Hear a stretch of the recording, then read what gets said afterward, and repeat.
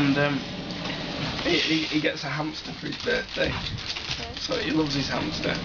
And then he gets a few more animals. He gets a guinea pig and a rabbit and a couple of hens. Well. And he thinks, oh, I like having all these animals. So. I don't know whether it's because it's not funny, just waiting to see my reaction. I just know how much there is to go. Oh, okay. So we're starting off on a journey. So he invites his friends round to look at his animals, and they all love coming round and stroking the rabbits. And so he thinks, I can get away with charging for this. So he starts charging his friends, and he's tight, this guy. So yeah, and then he gets a few larger animals like goats, sheep. It's like a petting zoo. He loves it so much he thinks, when I grow up I want to be a zookeeper. And sure enough, when he reaches 21, he sets up his first zoo. And yes. There's a few more animals, some bigger animals, some lions, some tigers, some bears. Why? Yes, lions and tigers and bears. Oh.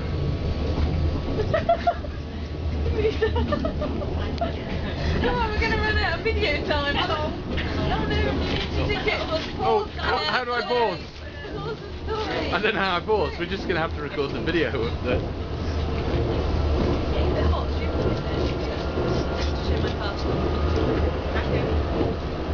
This is going to be a lull in the video, isn't it? It's a low point among low points. Anyway, where we are? Oh. Lions, tigers and bears. You're not going to be able to hear it. So, he's got his first zoo. And as he gets older, he gets more zoos. And it's really, it's really good, and everyone loves his zoos, but he feels that there's something missing. There's only so many of the same animal he can see.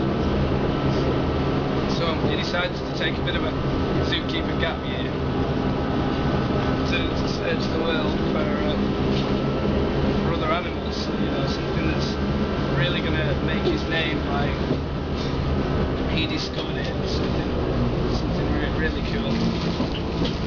So he sets off on his trip around the world. First of all, he heads off to Australia and sees some kangaroos and some wallabies, but they've all been done before. Steve Irwin's been there before him. God rest his soul. Yes. Let's take a moment for Steve. Can we just have a moment silent? Because I think we'll add to the video. For those people watching, please, a minute silence. So, after his minute silence with Steve, he moves on, takes a trip to China, visits the Yangtze, sees a few dolphins and those kind of things that are endangered by the Three Gorges Dam. He thinks about saving those, but everyone's seen a dolphin, so who cares?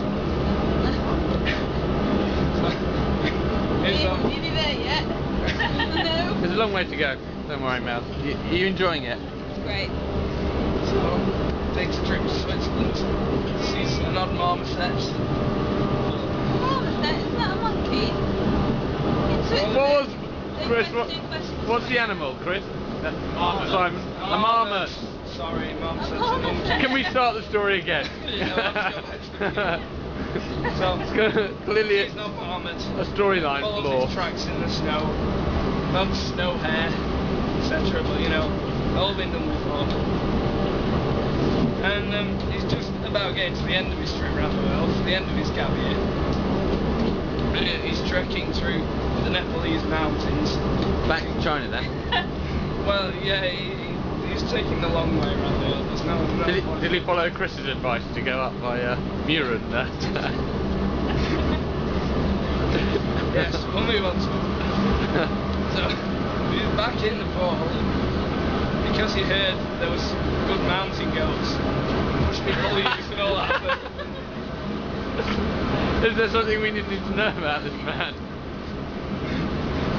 So, you see, in the mountains, he sees this Tibetan monastery. That'd be in Tibet, not Nepal, wouldn't it? Anyway, he's in that area. He's lost. He doesn't know where he is. So he goes in for a brew at the Tibetan monastery. A bit of green tea grown in the mountain tops. Please, No, you got a long time to go, Mel. Don't worry, it does get slightly more amusing. Okay. It picks up pace in a minute. Okay. Just wait for it. Be on the edge of your seat. It's like the run down to Brandegg. You start off a lot of polling, and then you get apple fritters at the end. Okay, carry on. Yeah, so he's telling the Tibetan monks about his zoo plans, and you know, all this is funny. We've got some animals of our own here. Would you like to have a look at them? Well, I'm having a brew anyway, I might as well have a look at some animals. So he goes past and there's a lion in a cage prowling around. So I've seen lions. There's a tiger prowling around. Then a bear. Prowling around. Yes. And then a rabbit next to the bear, because the bear's always sitting next to the rabbit. Okay. In the bus. Okay. Yeah. And then in the last cage, as soon as he's getting a bit bored, there's a mound of pink fur in the corner. There's a tyre swing in the middle of the room. There's a pile of bananas. He goes, what's in there? This Tibetan woman claps his hands, up out the corner, rears up a pink gorilla proudly. He's like, pink gorilla? Never seen a pink gorilla. I love pink gorillas. Everybody else is